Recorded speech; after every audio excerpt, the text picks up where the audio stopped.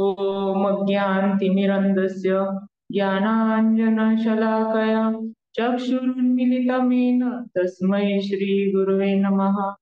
नमो विष्णुपदाय कृष्णप्रेष्ठाय भूतले श्रीमते भक्तिवेदांत स्वामी नामिने।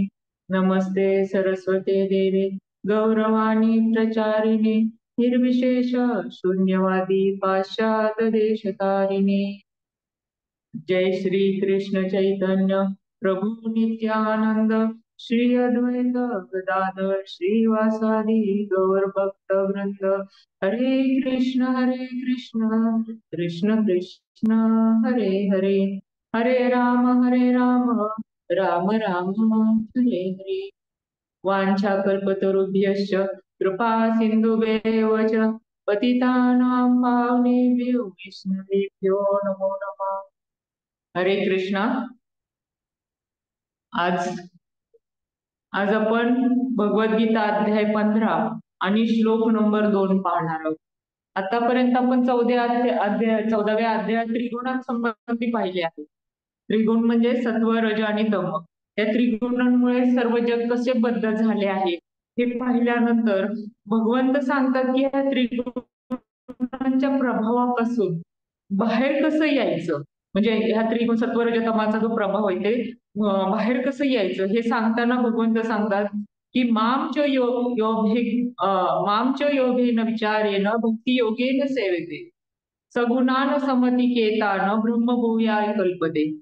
कसे ह्या त्रिगुणांच्या पलीकडे जाऊन पुढच्या पायरीवर जायचे तर मामच योगे विचारेन भक्ती योगेन सेवते, म्हणजे बाधारहित जी आध्यात्मिक सेवा असते ज्याच्यामध्ये अडथळा नाही, अडथळ्याविना जी भक्ती केली जाते म्हणजे ते हे त्रिगुणांच्या पलीकडे आपल्याला नेते। कुठल्याही अडथळ्याविना, म्हणजे अडथळे येतच राहतात तरी आपण त्यांचा विचार न करता जेव्हा भक्ती करतो तेव्हा ती आपल्याला ह्या त्रिगुणांच्या पलीकडे नेऊन ठेवते आणि अध्यात्माच्या उच्च पातळीवर पोहोचू शकतो। यात भगवान श्रीकृष्ण आपल्या ह्या त्रिगुणांपासून मुक्त होण्यासाठी भौतिक संसाराच्या वृक्षाचे झाड जे आहे ते कसे तोडावे, म्हणजे आपण हे भौतिक संसाराच्या झाडावरती आहे। आज कालपासून आपण पाहतोय की वृक्षाचं जे वर्णन येते ते उलट्या वृक्षाचं वर्णन येते आपल्याला। आणि आपण आहे भौतिक संसारात अडकलेले, त्याच वृक्षावर आपण अडकलेले, तर ते तोडावे कसे सांगताना ते ह्या अध्यायात पुरुषोत्तम योग हा कसा आहे अध्याय, हा पुरुषोत्तम योग आहे, म्हणजे सर्वश्रेष्ठ भगवंत पुरुष कोण तर सर्वश्रेष्ठ भगवंत असे ते आहेत। त्या अध्यायात ते सांगत आहेत की आता आपण खूपच वेगळ्या झाड किंवा वृक्षाबद्दल पाहत आहोत। आपण हा वृक्ष असा आहे की त्याच्याबद्दल कल्पनाच करू शकत नाही। आता उलट्या वृक्षाची आपण कल्पना फार फार तर पाण्यामध्ये, त्याचं कालच आपण ऐकलं की पाणी असल्याशिवाय त्याचं प्रतिबिंब दिसणार नाही। तर तर ह्या वृक्षाचं आपण जे वर्णन आहे ते कसं ह्या झाडामध्ये आपण प्रापंचिक जगतामध्ये त्या वृक्षाची तुलना प्रापंचिक जगताशी केलेली करतात आणि आपण ह्या वृक्षात कसे अडकत जातो, म्हणजे ह्या प्रपंचात कसे अडकत जातो ते आपल्याला सांगतात। आणि श्रीकृष्ण आपल्याला मदत करतात की कसे ह्या प्रपंचाचा वृक्ष आहे तो आपण प्रपंचाचा भौतिक वृक्ष तोडायचा। भगवंतच सांगतायत आपल्याला की हा प्रपंचाचा वृक्ष आपण कसा तोडायचा, ते आपण आपल्या रोजच्या जीवनात भगवंतांवर कसे अवलंबून आहोत, रोजच्या जीवनात भगवंतावर कसे अवलंबून आहोत ते ह्या अध्यायात भगवंतांनी आपल्याला सांगितलेले। ह्या अध्यायात भगवंत सांगतात इथं अर्जुनाने ह्या अध्यायाच्या सुरुवातीला असं एकदम भगवान उवाच असं सांगितले, अर्जुनाचा प्रश्न नाहीये तर भगवान उवाच ह्या ह्याची सुरुवात होती या अध्यायाची। तेव्हा भगवंत आपल्याला हे सांगतायत। तर आता हा जो अध्याय आहे त्या अध्यायात आपण एक खूप वेगळ्या वृक्षाबद्दल जे पाहत आहोत, त्या वृक्षाचे मुळे आहेत ना ती वरील बाजूस आहेत, कालच आपण आणि फांद्या खालील बाजूस आहेत। आता तर नेहमीचा वृक्ष कसा असतो त्याची मुळं खाली असतात जमिनीमध्ये आणि फांद्यावरील बाजूस असतात, या ठिकाणी नेमकं हे विरुद्ध आहे। म्हणजे आपल्याला पाहायचंय आता हा कसा वृक्ष आहे, वेगळा कसा वृक्ष आहे, ज्या अर्थी भगवद्गीतेत सांगितलंय त्या अर्थी तरी मग ते आपण काय ते आता पाहूयात। आता श्लोक आपण दुसरा श्लोक आहे या अध्यायाचा, पुरुषोत्तम योगाचा हा दुसरा श्लोक, श्लोक पाहूयात. अधश्चोर्ध्वं प्रसृतास्तस्य शाखा गुणप्रवृद्धा विषयप्रवालाः अधश्च मूलान्यनुसंततानि कर्मानुबंधीनि मनुष्यलोके. हा श्लोक झाला. त्याचा अर्थ काय आहे तर त्रिगुणांनी पोषण केलेल्या या वृक्षाच्या शाखा खाली आणि वर पसरलेल्या आहेत. डहाळ्या म्हणजे इंद्रिय विषय आहेत. त्या वृक्षाच्या डहाळ्या म्हणजे छोटे छोटे जे डहाळे असतात ते इंद्रिय विषय आहेत. आणि या वृक्षाची मुळे खालीही पसरलेली आहेत आणि ती मानवी समाजाच्या सकाम कर्माशी बांधली गेली आहेत.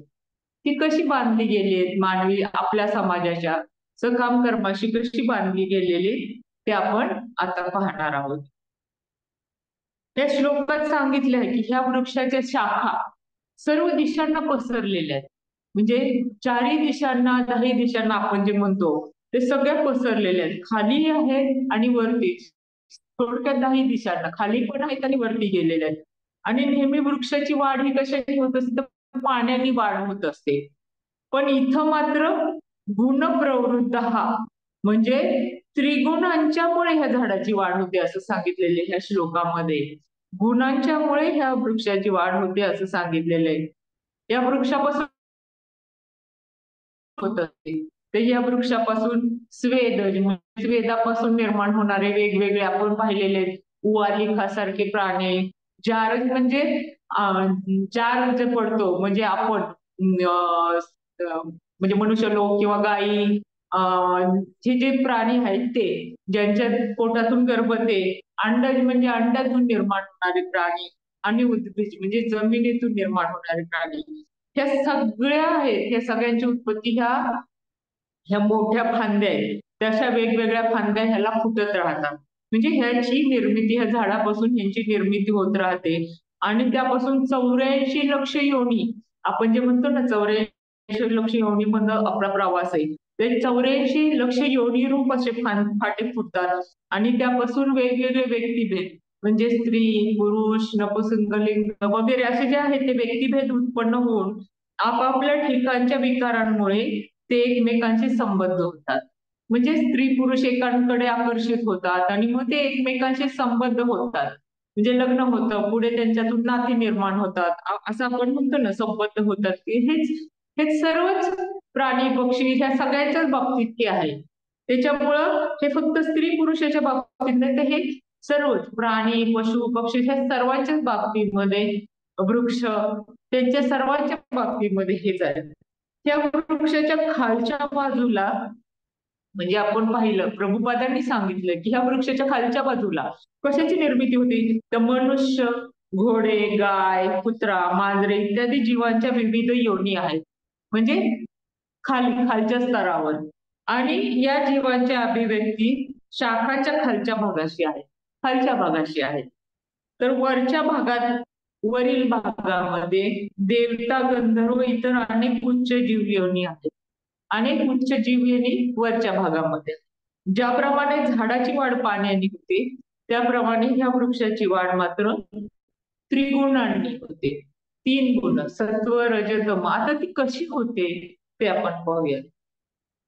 असं पाहिलं की आता समजा ह्याच्यामध्ये जर रजगुणाचा रजगुण अधिक झाला म्हणजे रजगुणाचा वारा जर वाहू लागला, अधिक वेगाने वाहू लागला म्हणजे मनुष्य जातीरूप शाखा असतात ना त्या जोरात वाढतात आणि त्यांना विधी निषेध काय राहत नाही. रजगुणामध्ये विधी निषेध काय राहत नाही. विधी निषेध रूप कोवळी पाने असलेला वेद वाक्य रूप नवा पाला फुटून डोलतात. म्हणजे विधी निषेध न राहता वागणं असं थोडस वेद वाक्य काय ते सांभाळत नाहीत लोक. मग त्यांचं काय होतं मग द्रव्य विषयाधिक भोगांच्या वासना आणि विस्तार वाढ. म्हणजे आपल्याला पैसा पाहिजे, रजोगुणाच्या लोकांना अधिक पैसा पाहिजे, अधिक कुठल्या तरी एन्जॉयमेंट करायची असते. विषयाधिक भोग म्हणजे एन्जॉयमेंट. आपण पाहिलं मागच्या अध्यायामध्ये पाहिले की रजोगुणाची कशी लक्षणं असतात. तसं त्यांच्या वासना म्हणजे विविध विषयांमध्ये त्यांच्या इच्छा निर्माण होतात आणि त्याच्यासाठी त्या विस्तार पाहून इहलोकीचे ह्या लोकांमधले अनेक क्षणिक भोगरूपी अंकुर प्रबळ होतात. अनेक भोगरूपी अंकुर असे प्रबळ होतात. आणि तसेच संसार सुखाच्या वाढीच्या आसक्तीनं, म्हणजे आता मला मला की माझा संसार वाढवायचा, तसं प्रत्येकाला आपापल्या संसार सुखाच्या वाढीच्या आसक्तीनं शुभाशुभ कर्मरूप अनेक फाटे फुटतात आणि त्याची गणती नाहीच, अशी त्याची गणतीच नसते किती फाटे फुटलेले. तसेच मागील भोग देणारे कर्मक्षय पावतात, म्हणजे मागचे आपण भोग काय भोगलेले असतात त्याचा कर्मक्षय झाला की पुन्हा आपले काय होतं, पावतात देहरूपी हा देह काय होतो, मृत्यू पावतो, म्हणजे देहरूपी शुष्क काष्ट गळून पडते, म्हणजे हा देह मृत्यू पावतो आणि पुन्हा ते नव्या देहामध्ये काय होतं, नव्या देहामध्ये पुन्हा पालवी फुटते, म्हणजे पुन्हा नवीन जन्म आणि पुन्हा तेच. म्हणजे आपला जरी देह बदलला तरी रजोगुणाच्या आधिक्यामुळं ते पुन्हा त्या रजोगुणाचं आधिक्य वाढत जातं. असं आहे. म्हणजे रजोगुणामुळे कसं वाढ होते हे आता आपण पाहिलं. तसंच तमोगुणाची वाढ झाली असता काय होते? तमोगुणाचा वाढ होऊन वारा वाहू लागला म्हणजे याच मनुष्य शाखेला तीच वासना, नीच वासना उत्पन्न होऊन, म्हणजे खूप नीच वासना उत्पन्न होऊन खाली दुष्ट कर्माच्या ढाळ्या फुटतात.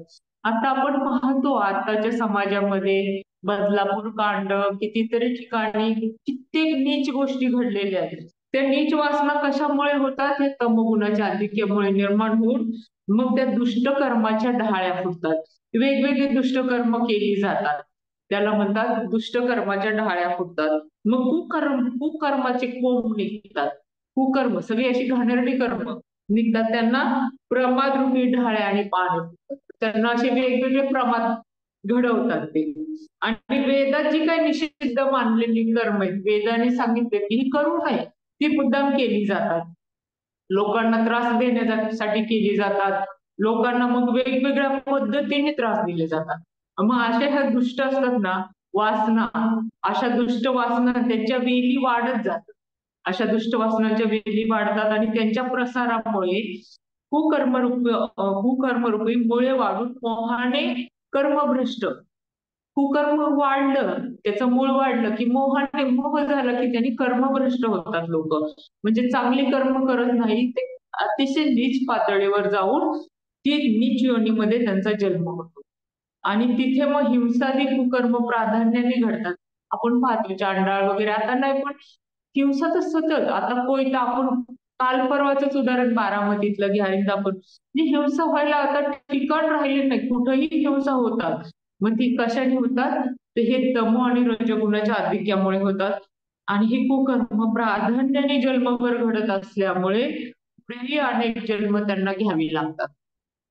मग पुन्हा आता मी ह्या जन्मामध्ये माझा तमोगुणाने जर झाला किंवा रजोगुणाने वृद्धी झालेली असेल तर पुढे पण माझ्या अनेक जन्मांमध्ये ती वृद्धी तशीच राहते आणि मग त्याच्यासाठी पुन्हा पुन्हा पुन्हा पुन्हा तशाच जन्मांचा आणि तशाच कुकर्माच्या वेळेस आपल्याला जन्म मिळत जातो. तसंच एक झाड वाढू लागलं की त्याच्या शाखा वाढतात. म्हणजे कुठलं पण असतं की मुळं खोल जातात. झाड वाढताना काय होतं? मुळं खोल जातात. खोल जातात ती वृक्षाला धरून ठेवण्यासाठी आणि वरती शाखा वाढतात. शाखा वाढल्यामुळे वृक्षाला धरून ठेवण्यासाठी मुळं खोल जातात आणि बळकट होतात. तसंच ही कर्म जेव्हा खूप खराब खराब निर्माण होतात, मग त्याची मुळंही खोल जातात. मग त्याच्यामुळे पुन्हा पुन्हा जन्म मृत्यू असे निर्माण होतात. आणि मग हे मूळ जसं दृढ होत जाईल तशी वरची वाढ पण होत जाते. म्हणजे मूळ खाली घट्ट झालंय, मग वरची वाढ पण स्ट्रॉंग होत जाणार असं आहे ते आपण पाहतोच. शरीराची गोष्ट पण तशीच आहे. कर्म शेष राहीपर्यंत शरीर आपलं राहणारच आहे. जोपर्यंत आपल्या कर्माचं हे फळ मिळत नाही तोपर्यंत हे शरीर राहणार आहे. भले आपण ते शरीर बदलू पण ती कर्म असेपर्यंत शरीर राहणारच आहे. आणि शरीर आहे तोपर्यंत कर्म करणार नाही म्हणणार नाही. नाही म्हणण्याची सोय नाही. मी आहे, मी कर्म करणारच. कोणतंही असो.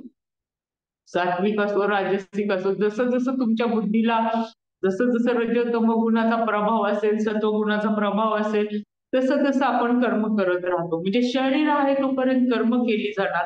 कर्म केलेली असणार, त्याची फळं मिळत राहणार. त्याच्यामुळे हे एक एकावरती अवलंबून असतं. हे कर्म आणि हे वृत्ती हे एकमेकावर अवलंबून असतं. तसं जेव्हा सत्वगुणाची वाढ होते, सत्वगुणाचं जेव्हा झंझावत सुरू झालं की मनुष्याकार मुळाला आपल्या जे हे आपल्यामधली जी मुळं आहेत म्हणजे आपल्या मनुष्याकार मुळाला सद्वासना रूपी मोड फुटतात. मग आपल्यामध्ये चांगल्या वासना निर्माण होतात आणि त्याला सुकृती रूप अंकुरनिका, सुकृती आपल्याला कशाची सुकृती, मागच्या जन्माची सुकृती, सुकृती रूप अंकुर फुटतात. म्हणजे चांगली सुकृती आपल्याला मिळाल्यामुळं आपल्याला ते अंकुर फुटतात. मग अंतस्फूर्तीच्या बळाने धारण सामर्थ्याने म्हणजे आतल्या स्फूर्तीच्या बळाने आणि आपल्या धारण सामर्थ्याने आस्था आणि निष्ठा, आस्था आणि सुशोभित सद्वृत्तीचे कोंब फुटतात. सद्वृत्तीचे कोंब कशाने फुटतात? तर आपल्यामधली आस्था, आपल्यामधली निष्ठा, भगवंतापायी, मनुष्य मानवी स्वभावापायी, प्राणी मात्रांपायी जी आस्था आहे, निष्ठा आहे, त्याच्यामुळे सद्वृत्तीचे कोंब फुटतात. अंकुर फुटून वेदोघोष सुरू होतो. पण असं अंकुर फुटल्याने काय होतं? वेदघोष सुरू होतो. आणि त्याच्यामुळे ह्या वेदाच्या सतत घोषामुळे शिष्यांची आज्ञा आणि वेदांची विधाने त्याच्यामुळे नाना प्रकारचे यज्ञ अगाधी कर्मे अशा पानांवर कोंब पालवतात. म्हणजे वेगवेगळे पुन्हा ह्याला पालवी फुटत जाते आणि त्यांच्यावरती कोंबाची निर्मिती होत जाते. यमदमरूपी घोष असलेल्या तपोरूपी ढाळ्या फुटून म्हणजे तप, आणि हे तप आपण केल्याने कोवळ्या वैराग्य शाखा शोभा देतात. कोवळ्या वैराग्य शाखा म्हणजे त्याच्यामध्ये निर्माण होतं वैराग्य. काल युक्त वैराग्य शब्द आपण ऐकला. ते युक्त वैराग्य म्हणजे असून पण नसल्यासारखं तसं हे निर्माण होतं आणि त्या काय होतं? सद्विद्यांचा चोहीकडे सुकाळ होतो. सत्व गुणामुळे सद्विद्यांचा चोहीकडे सुकाळ होतो. तेव्हा धर्मरूप शाखेचा विस्तार होतो. धर्मरूप शाखेचा विस्तार होऊन स्वर्गादी फळे असणाऱ्या शाखा फुटतात. त्याला कुठल्या शाखा फुटतात? तर स्वर्गादी फळे असणाऱ्या शाखा फुटतात. धर्म शाखेला रविचंद्रादी श्रेष्ठ ग्रह, पितर, ऋषी, विद्याधर रूपी फांद्या फुटतात. मग कुठल्या फांद्या येतात आणखी ह्याला? म्हणजे आपण ऋषी आहेत, पितर आहेत, श्रेष्ठ ऋषी, देव ह्याहूनही उच्च जे असतात ना, उच्च आणखी उच्च ग्रह म्हणजे देवता वगैरे प्रभुपादांनी सांगितलं ते इंद्रादी शाखांचे समुदाय त्याही वर त्यांच्याही वर तप श्रेष्ठ व ज्ञान श्रेष्ठ ऋषींचा समुदाय असा निर्माण होतो आणि चढत्या कमानीने शाखांचा विस्तार होत जातो. चढत्या कमानीने आणि सर्वश्रेष्ठ काय आहे ह्यातल्या शाखा? तर ब्रह्मदेवादी शिवलोकांपर्यंत ह्या पोचतात. ह्या वृक्षाच्या शाखा ब्रह्मदेव शिवलोकांपर्यंत पोचतात. त्याचा फलभार वाढतो आणि त्याही पलीकडे काय होतं? जीवांचा उत्कर्ष. त्याच्यामध्ये काय असतं? जीवांचा उत्कर्ष होत नाही, हा इथपर्यंत जातो आपण. ब्रह्म उच्चतर लोकांपर्यंत आपण जातो आणि आपल्या विविध पुण्यकर्माचा भूक घेतल्यानंतर आपल्याला जे पुण्यकर्म मिळतात, आपण वेगवेगळे कर्म केल्यानंतर सत्व गुणामुळे त्याच्यानंतर आपल्याला पुन्हा खाली पृथ्वीवर यावं लागतं. आपण पाहिलेलं आतापर्यंत भगवद्गीतेमध्ये. त्याच्यामुळे आपण पुन्हा पृथ्वीवर येतो आणि उच्च लोकांच्या पुनःप्राप्तीसाठी आपण काय करतो? पूजा, सकाम कर्मे. त्या झाडाचं महत्व आता आपल्याला लक्षात आलं का? मग ह्या झाडाच्या ढाळ्या म्हणजे काय? तर शब्द, स्पर्श, रूप, रस हे जे पंच इंद्रिय विषय सांगितलेले आहेत ना, ते इंद्रिय विषय अंगभूत मूळ म्हणजे आपल्या बरोबर आणखी काय असतं? राग आणि द्वेष आहे. हा मुळ आहे, राग आणि द्वेषी मुळ आहे आणि विविध प्रकारच्या दुःखांची आणि इंद्रिय भोगांची उपफळे. हे सगळं काही ढाळ्यांचं उपफळे निर्माण होतात. म्हणून काय सांगितलंय? आपल्याकडे सत्वगुण वाढण्यासाठी प्रभुपादांनी आपल्याला काय सांगितलेले? आपल्यामध्ये चांगला निर्माण होण्यासाठी, चांगली निर्मिती होण्यासाठी प्रभुपादांनी सेवा करताना, प्रसाद सेवा करताना सांगितलेले शरीर अविद्या जाल, शरीर अविद्येचं जाळ आहे. जडेंद्रियत आहे काल, जिव्हे फैले विषय सागरे, तार मध्ये जीवा आती. लोभमय सुधर्मती, ताके जेता कठीण संसारे. म्हणजे काय? आपण हे दररोज म्हणतो प्रसाद घेताना, तर त्याचा अर्थ काय? तर इंद्रिय तृप्तीचे जाळे नेहमी आपल्याला मृत्यूकडे खेचून नेत असते. हे आपली इंद्रिय तृप्ती म्हणजे हे पंचविषय मी आता जे सांगितले, पंच इंद्रियांचे विषय, त्याच्यामुळे सारखं आपल्याला तृप्तीचे जाळे सारखं मृत्यूकडे खेचून येत असते आणि आपण काही कारणास्तव या भौतिक सागरात या भौतिक सागरामध्ये इंद्रिय तृप्तीच्या विषयात खितपत पडलेलं राहतो, त्याच्यातच राहतो. मला हे पाहिजे ते पाहिजे, वेगवेगळे विषय इंद्रियांचे, त्याच्यामध्ये आपण अडकत राहतो. आणि सर्व इंद्रियांमध्ये मुख्यतः जिभेवर नियंत्रण मिळवणे अतिशय अवघड आहे. अतिशय म्हणजे खाणं पिणं बोलणं ह्याच्यासाठी खूप अवघड आहे असं सांगितलेले. पण तेव्हा प्रभुपाद काय सांगताय, कृष्ण बडा दयामय करी बारे जिव्हा जाय, सेही अन्नामृत स्वप्रसाद अन्न दिलो भाई, सेही अन्नामृत पा. श्री राधा कृष्ण गुण गाओ प्रेमे डाकर तन्न निताय. म्हणजे हे कृष्णा, तुम्ही कृपाळूपणाने आम्हाला चांगला प्रसाद देऊन, कृष्णाला आपण विनंती करते, देऊन जिभेवरती नियंत्रण ठेवण्यास सहाय्य करता. आपण सतत कृष्ण प्रसाद घेतल्याने आपल्या जिभेवर नियंत्रण राहते, ते खाण्यापिण्याचं आणि बोलण्याचंही. त्यामुळे आम्ही हा प्रसाद भरपूर ग्रहण करून, म्हणजे नुसतं खाण्याचंच नाही, हा प्रसाद भरपूर ग्रहण करून ते राधाकृष्ण यांचा गौरव करतो. राधाकृष्ण म्हणजे नाव सतत घेत असतो ना, नामस्मरण. आणि श्री चैतन्य महाप्रभू आणि श्री नित्यानंद प्रभू यांना सहाय्यासाठी हाका मारतो. तर ते आपल्याला डायरेक्ट भगवंत नाही मदत करत, तर आपले गुरु भगवंतापर्यंत न्यायला मदत करत असतात. गुरूंचं श्रेष्ठत्व आपण पाहिलेलं आहे मागं. म्हणून हे चैतन्य महाप्रभू आणि नित्यानंद प्रभू हे सुद्धा आपले गुरुच आहेत. आपण त्यांना सहाय्यासाठी हाका मारतो. आणि म्हणूनच आपल्याला तुकाराम महाराज सुद्धा सांगतात, मोलाचे आयुष्य वेचून या जाय, पूर्व पुण्य होय लाभ याचा, अनंत जन्मचा शेवट पाहता नरदेह हाता आला तुझ्या, कराल ते जोडी येईल कार्यासी, घ्यावे विठ्ठलासी सुखा लागी, साचली या धन होईल ठेवणे, तैसी नारायणा जोडी करा, तरी हरिभक्ती परलोकी ये कामा, सोडविल यमापासून या. तुका म्हणे करा आयुष्याचे बोल, नका वेचू बोल नामे. त्याचा अर्थ हे तुकारामांचा अभंग मी मुद्दाम लिहिला, कारण की काय त्याचा अर्थ, तर ते सांगतात, अरे बाबा, त्या नरदेह आहे ना, त्या नरदेहाचं आयुष्य खूप महत्वाचं आहे. का महत्वाचं, तर पूर्व पुण्यामुळे आपल्याला हा देह लाभलेला आहे. हा देह मोठा जो लाभ झालेला आहे ना, नरदेह मिळतं, हे आपण कित्येक जन्मांमध्ये पूर्व पुण्य केले, त्याच्यामुळे ह्या जन्मामध्ये आपल्याला ह्या एवढा मोठा लाभ मिळून आपल्याला नरदेह प्राप्त झालेला आहे. आणि ते दिवसेंदिवस पूर्ण पुण्य सुद्धा कमी होत जातं आणि आपलं आयुष्य वाढत जाऊन आपलं सुद्धा कमी होत जातं. तेव्हा अनंत जन्मानंतर हा जन्म तुला प्राप्त झालाय असं तुकाराम महाराज म्हणतात.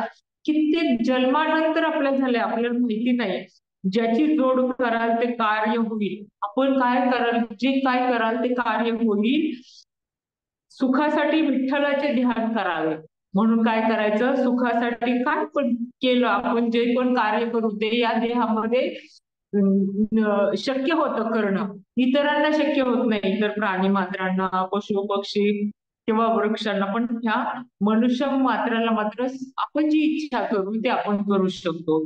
म्हणून काय आहे, सुखासाठी काय करायचं, तर विठ्ठलाचं ध्यान करायचं. आणि धनाच्या साठ्याप्रमाणे आपण जसं पैसे साठवतो, दागिने साठवतो, कपडे साठवतो, धान्य साठवतो, तसं धनाच्या साठ्याप्रमाणे हरिनामाचा साठा करा म्हणते तुकाराम महाराज. काय म्हणताय, की हरिनामाचा साठा करा आणि नारायणाची जोड करा. आणि त्याला जोड कोणाची द्या, तर नारायणाची जोड करा. हरिभक्ती केल्याने ती परलोकी कामास येईल. आपण जे धन कमवतो ते आपल्याला ह्या जन्मामध्येच उपयोगी येतं. ते काय पुढे आपण घेऊन जाऊ शकत नाही. आपण अंगावरचं वस्त्र सुद्धा घेऊन जाऊ शकत नाही. कुठं पण धन धान्य सोनं नाणं घेऊन जाणारे जर अंगावरचं वस्त्र घेऊन जात नाही, तर आपल्याला काय पुढच्या जन्मात कामाला येईल. तर तुकाराम महाराज म्हणतात की हरिभक्ती केल्याने ती परलोकी काम असं येईल. परलोकी सुद्धा आपल्याला काय काम असेल, हरिभक्ती काम असेल. ती तुम्हाला यमापासून सोडवेल. कोणापासून सोडवेल, यमापासून सोडवेल आणि आपल्याला वैकुंठ गमन भगवंताच्या जवळ न्यायला निश्चितपणे मार्ग दाखवेल, किंवा ती आपल्याला भगवंताच्या जवळ पोहोचवेल. तुकाराम महाराज म्हणतात, तुम्ही या नरदेहाचे म्हणजे मानवी आयुष्याचे मोल ओळखा. आपल्याला किती कळकळीची विनंती करतायत ते, की ह्या मानवी आयुष्याचे आपल्याला जो नरदेह मिळायचे त्याचे मोल ओळखा आणि ते जतन करण्यास ते आपल्याला जतन करण्यासाठी हरिनामाशिवाय अन्य शब्द उच्चारू नका. हरिनामाशिवाय काही बोलू नका असं तुकाराम महाराज सांगतात. पण आपलं कसं आपण सर्वच ह्याच्यामध्ये सत्व रज दमाच्या ह्याच्यामध्ये आपण अडकलेलो आहे. आपल्याला ते खूप अवघड असतं. म्हणजे एका ठिकाणी चित्त स्थिर करणं अवघड असतं किंवा एका हरिनामावर चित्त स्थिर करणं सुद्धा अवघड आहे. तर ते मात्र नामदेव महाराज फार सुंदर सांगतात आपल्याला की आपलं मन कसं आहे ते सांगतात.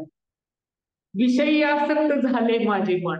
वेगवेगळ्या विषयांवर माझं मन काय झालंय आसक्त झाले. कपड्यांमध्ये अडकलंय, सोन्या नाण्यात अडकलंय, खाण्यामध्ये अडकलंय, नात्यांमध्ये अडकलंय. विषयी आसक्त झाले माझे मन, न करी तुझे ध्यान पंढरी राया. आम्ही काय तुझं ध्यान करत नाही पंढरी राया. नाथिले संकल्प करी नानाविध. संकल्प मात्र आम्ही नानाविध करतो. आजपासून असं करायचं, भगवत वाचन करायचं, भगवद्गीता पाठ करायची, अंक करायचं, असे संकल्प काय करतो नानाविध.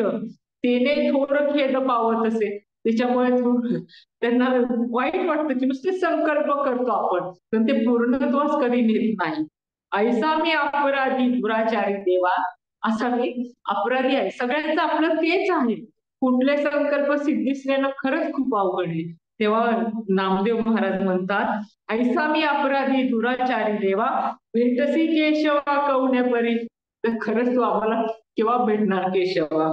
मी एवढा दुराचारी आहे, अपराधी आहे. आयुष्य सर्व परी न सरे कल्पना. आयुष्य सरत चाललंय. लहानपण गेलं, यौवन गेलं, मध्यवय गेलं, म्हातारपण गेलं, पण आपल्या मनातल्या कल्पना काही थांबत नाही. आयुष्य सर्व परी न सरे कल्पना. वेगवेगळ्या कल्पना, आता असं करायचं, पुढे तसं करायचं, अमकं करायचं, तमकं करायचं, हे राहिले ते राहिले. हे आपल्या कल्पना काय कधी थांबत नाही. त्याच्यामुळं काय होतं तर भोगवी यातना नानाविध. अशा वेगवेगळ्या कल्पनांमुळे आपल्याला यातना नानाविध भोगावे लागतात. जन्म मरण कष्ट भोगिता संकटी. आपण हे जन्म मरणाचं पण कष्ट भोगते सतत सतत आणि संकट पण सहन करते. होतच हिमकुटी येर झाली. म्हणजे पुन्हा पुन्हा जन्म मरणाच्या आपण हे हिमकुटी म्हणजे पुन्हा पुन्हा जन्म मरणाच्या फेड्यामध्ये आपण अडकत आहोत. ते पुन्हा कष्ट सोसतो जन्माचं पण आणि मृत्यूचं पण. तेव्हा माया मोह रत भ्रांत माझे चित्त. कशाने भ्रांत झाले चित्त तर माया मोह आणि वेगवेगळ्या गोष्टींमुळं भ्रांत झाले माझे चित्त. चुकला हित निज हित नारायणा. मी मात्र निजहित चुकलो आहे. तर स्वतःला विसरलोच आहे. तू कसा आहेस तू अनाथ कैवारी म्हणून मी धावा करी. तू सगळ्या अनाथांचा नाथ आहेस. तू अनाथांचा कैवारी आहेस. तू अनाथ कैवारी म्हणून मी धावा करी. सोडवी मुरारी म्हणे ना. आता तूच ह्या नामदेव महाराज सांगतात की हे मुरारी तूच आता आम्हाला ह्या सगळ्या कल्पनांच्या पासून विषय भोगांपासून सगळ्यांपासून वाचव. हा कसं वाचवायचं आता आपण ह्याच्यासाठी भगवंतांना सतत प्रार्थना करत राहतो की भगवंता मला ह्यातून आपल्या समोर नेहमी वेगवेगळे विषय येत राहतात पण त्याच्यातून बाजूला पडण्यासाठी आपण भगवंतांना सतत प्रार्थना केली पाहिजे. तेच जनाबाई महाराज आपल्या ओव्यांमध्ये सांगतात, सत्वाचे आधन ठेविले. सत्वाचे आदर ठेविले पुण्य ते वैरिले. पुण्य मात्र वैरिले. पाप उतून गेले ग. पाप काय उतून गेलं म्हणजे चुलीवरती माहिती आपल्या स्त्रियांना माहिती की पाप उतून गेले ग. ए रे बा विठ्ठल. आता सगळं गेलंय सत्व राहिले. आता विठ्ठला तू माझ्याकडे ये रे बा विठ्ठला. सत्वाचे आदन ठेविले पुण्य ते वैरिले. पाप उतून गेले ग ये रे बा विठ्ठला. सांगतात तसेच निवृत्ती महाराज म्हणतात, नामही सदा तोची पै भाग्याचा. ज्याच्या ज्याच्या मुखामध्ये नाव आहे तो सतत भाग्यवान असो. नाममुखी सदा तोची पै भाग्याचा. तयासी यमाचा धाक नाही. त्याला कोणाचा ज्याच्या ज्याच्या सतत नावामध्ये मुखामध्ये नाम आहे त्याला यमाचा धाक नाही. त्याला भगवंत त्याची सेवा त्याची सुरक्षा करतात. राम नाम हरी सर्व काळ. हे निवृत्तीनाथ सांगतात. राम नाम हरी हरी सर्व काळ वसे, येथेच वसे हरी वसे. जिथं राम नाम असेल, जिथं हरी असेल, तेथेच कोण असतं? हरी पण राहतात. हरी ध्यान वसे अखंड पै सर्वदा, न पवे तो आपदा इथे जनी. ज्या ठिकाणी हरीचं नाव आहे, ज्या ठिकाणी सतत हरीचा मुक्काम आहे, त्या ठिकाणी कुठलीही विपत्ती येत नाही, संकट येत नाही. म्हणून काय करायचं? निवृत्ती म्हणतात, निवृत्ती समता हरिभजन करी, सर्वत्र कामारी रिद्धी सिद्धी. म्हणून निवृत्ती महाराज काय सांगतात की सतत तुम्ही हरिभजन करा. हेच सगळे आपल्याला संत सांगतात. कशासाठी? ह्या वृक्षाला तोडण्यासाठी काय सांगतात? हेच संत मुक्ताबाई आपल्या अभंगातून सांगतात. नाम मंत्र आम्हा हरिनाम कृष्ण. मुक्ताबाई महाराज सांगतात की नाममंत्र आम्हा हरिनाम कृष्ण, निशिदिनी प्रश्न मुक्ती मार्ग. म्हणजे सतत आपल्याला हरिनाम कृष्णाचं घ्यायचंय आणि रात्रंदिवस प्रश्न आहेत आपल्यासाठी, त्याच्यासाठी मुक्तीचा मार्ग आपण शोधला पाहिजे. नामाचे तारकू तरले भवसिंधू. ह्या नावाचं काय आहे? हे भवसिंधू पार करायला नामच आपल्याला तारक हे तारून नेणार आहे.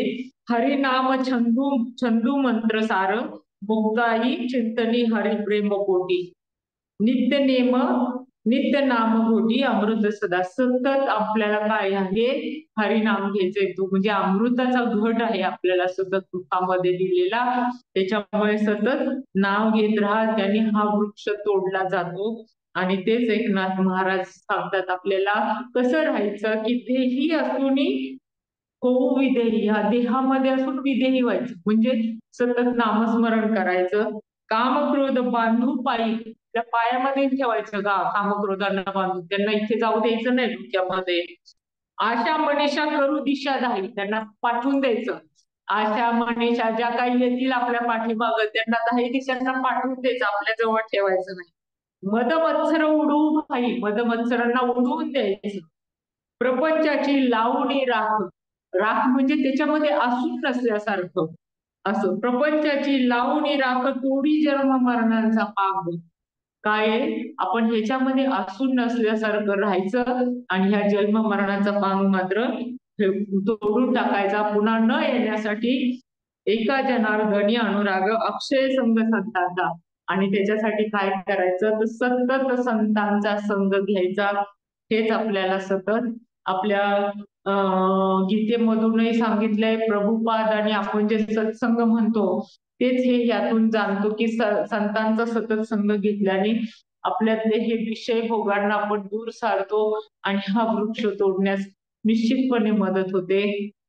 त्याच्यामुळे सत्व रज तम गुणांनी हा वाढणारा वृक्ष आपण त्याची तिथेच वाढ थांबवता आली पाहिजे, हे आपण पाहिलं पाहिजे. आपण जर ह्या कर्माशी बांधलं गेलेलं, त्याच्यामुळे हे कसं तोडायचं हे भगवंतांनी सांगितलेलं आहे. ते आपण फक्त करायचा प्रयत्न करूया. ह्या श्लोकामध्ये माझ्या बुद्धीला जिथपर्यंत त्या श्लोकाचा अर्थ समजण्याचा प्रयत्न केला ते आपल्या चरणाशी रुजू करते. त्याच्यामध्ये जर काही चुकलं असेल तर ते माझं समजा आणि मला माफ करा. धन्यवाद. कोणाला काही बोलायचं असेल, आपली मतं व्यक्त करायची असतील तर निश्चितपणे याच्यावरती व्यक्त करा, कारण हा अध्याय श्रेष्ठ अध्याय आहे आणि खूप खूप छान मतं ह्याच्यामधनं निश्चितपणे व्यक्त होतील. तुम्ही सांगू शकता. हरी बोल. पवित्र लीला माताजी. हरे कृष्णा. दंडवत प्रणाम माताजी. खूप छान विवेचन केलं. आम्ही तुम्हाला खूप मिस करत होतो माताजी. का स्पेशली हो? उत्तम योग आणि त्याच्या आधी गुणत्रय विभाग योग याच्यामध्ये देखील तुमच्याकडून ऐकायला खूप आवडतं. संतवाणी ऐकायला मिळते आणि त्या मुळाला धरून तुम्ही बोलता. त्याच्यामुळं आज जे अश्वत्थ वृक्षाचं जे मूळ आहे त्याच्याबद्दल तुम्ही खूप छान सांगितलं. आणि भगवद्गीता आणि त्याच्यामध्ये संतवाणीला मिक्स करून तुम्ही जे बोलता ना ते लवकर समजायला मदत होते. थँक्यू माताजी. थँक्यू. प्रश्न काही नाहीये. नेहमीप्रमाणे थँक्यू माताजी. हरे कृष्ण. कोणाला काय मदत व्यक्त करायचं असेल तर ते हे करा ना. तुम्ही अच्छा. आहे ना. हा हा. बर बर. मी ट्राय करते हा बोला माताजी. माताजी बोला. हा. बोलू का? प्लीज हा प्लीज. बोला. हरी हरी बोल माताजी. खूप खूप हरी धन्यवाद बोल. एवढं छान तुम्ही लेक्चर दिलं. तर खूप खूप धन्यवाद. मला एक ते महाप्रसादाचं तुम्ही सांगितलं त्याचा अर्थ ते पण खूप छान वाटलं. नंतर एवढ्या सगळ्या संतांची तुम्ही तुकाराम महाराजांचा अभंग महाराज, निवृत्ती महाराज एवढ्या सगळ्यांचं तुम्ही सर्व मला ऐकायला मिळाले तुमच्यामुळं. तर खूप खूप धन्यवाद. हरी बोल माती. हरी बोल. आणि धन्यवाद. हरी बोल. हरी बोल माताजी. हे समजलं. हरी बोल. बोलू का? हा बोला बोला बोला हा माताजी. बोला बोला. हा, हरे कृष्णा. आज पहिल्यांदाच तुमचं लेक्चर ऐकलं मी. खूप खूप छान वाटलं. खूप अभ्यासपूर्ण माहिती दिली तुम्ही. सगळ्या संतांची पण उदाहरणं दिली आणि तुमची ओघवती भाषा, तुमचा आवाज खूप मनाला भावून गेलं. आणि असंच सुंदर मार्गदर्शन तुमचं वरचेवर लाभो, हीच प्रार्थना. आणि खूप खूप धन्यवाद. हरी बोल. हरी बोल. माताजी उद्याचं लेक्चर पण त्याची अनाउन्समेंट पण प्लीज करा ना. उद्या 2 वाजता पुन्हा आहे. मला वाटतं 3 आणि 4 नंबरचे श्लोक येतील. दोन्ही लागूनच आहेत. तर उद्या सर्वांनी पुन्हा 2 वाजता हे अध्याय कुणी चुकवू नका, कारण हा पुरुषोत्तम योग आहे, तर कोणीही चुकवू नका. खूप छान आहे. तसं अध्याय समजायला अवघड आहे, पण हे लोक अभ्यास करून येतात, आपल्याला समजावतात. त्याच्यामुळे निश्चितपणे सर्वांनी ऐका. धन्यवाद. पुन्हा उद्या 2 वाजता जॉईन व्हा सगळ्यांनी मोठ्या संख्येने. धन्यवाद. की माताजी. हरी बोल. हो. थांबायचं. येस माता. हो.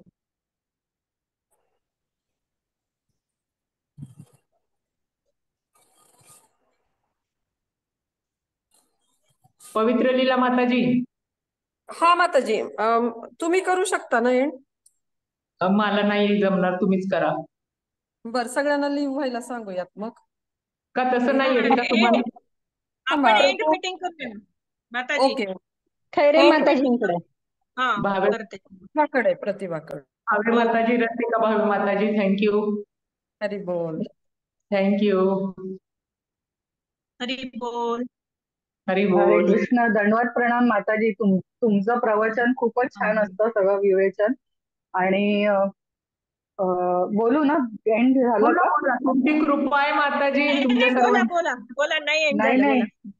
आणि तुम्ही जे संतवाणी हे सांगता ना, संत तुकाराम महाराजांनी डायरेक्ट कनेक्शन विठ्ठलाशी होतं असं वाटतं आम्हाला. अक्षरशः त्या याच्यात जातो आम्ही, भावामध्ये. तर तुमचं खूपच छान असतं आणि सगळ्यांचीच छान असतं. सर्वच थँक्यू जण व्हेरी मच.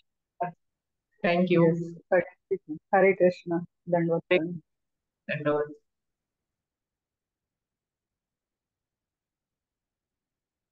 अजून कोणाला काही बोलायचंय का माताजी?